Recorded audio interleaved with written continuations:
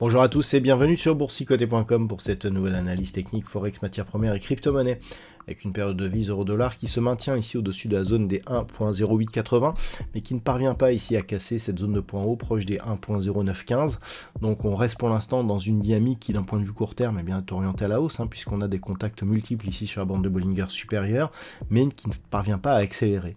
Donc d'un point de vue global on est toujours ici dans cette zone de neutralité qui avait suivi ici une phase de hausse, cassure ici du support puis temporisation horizontale. Il semblerait tout de même que l'on aille vers un retournement alors qu'il pourrait se faire tout en douceur et donc qui pourrait accélérer seulement si on avait une rupture ici de la zone des 1.10.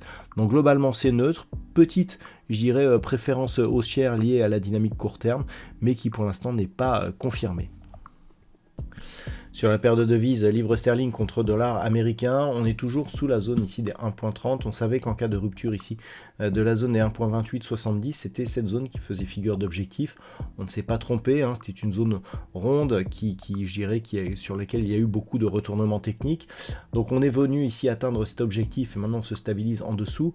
Donc globalement, on reste ici dans une dynamique plutôt haussière d'un point de vue moyen-long terme, même si on ne prend ici que cette dynamique. On le voit ici, on a eu une première impulsion, phase de temporisation, et là on reprend un petit peu du directionnel, notamment depuis la rupture ici des 1.2870.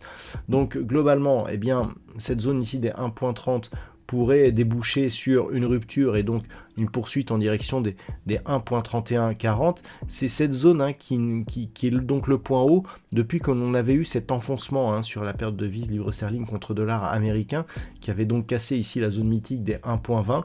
Donc globalement le signal serait assez important si on cassait à la hausse cette zone des 1.30 qui est donc le niveau à surveiller, et pour invalider la poursuite de ce mouvement il faudrait redescendre sous 1.2870 voire même casser la zone ici des 1.2750.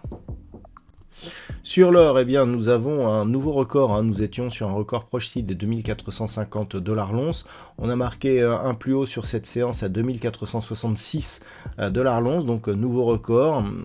L'impulsion ici qui avait permis la rupture de la zone des 2420 est en train donc de valider la poursuite du mouvement.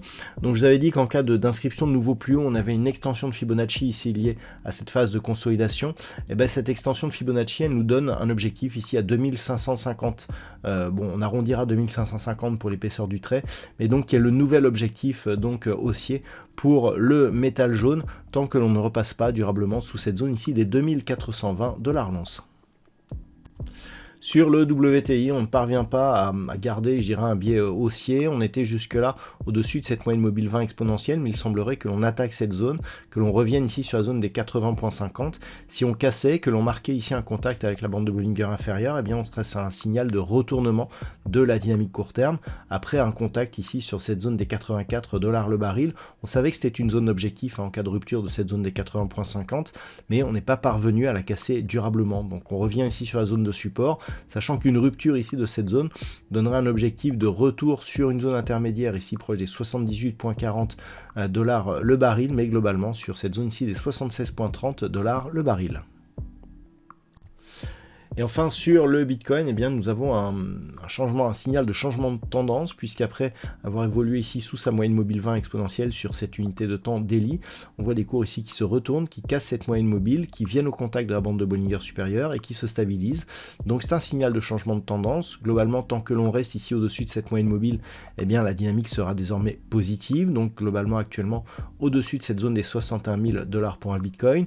On vise un retour ici sur cette zone des 67 100, sachant qu'une cassure de cette zone confirmerait et conforterait donc l'évolution du Bitcoin dans une dynamique haussière potentiellement forte. On attend un retour éventuellement sur rupture de cette zone des 67 100 sur la zone ici de résistance proche des 72 000 $ pour un Bitcoin, et donc proche de son record. Donc à viser ici et à surveiller un éventuel retour sur cette zone des 67 100 $ pour un Bitcoin. Voilà donc ce que l'on peut dire sur l'analyse technique de ces principaux actifs de marché. Je vous souhaite de passer une très bonne soirée. On se retrouve dès demain pour d'autres analyses techniques, toujours sur le site boursicoté.com.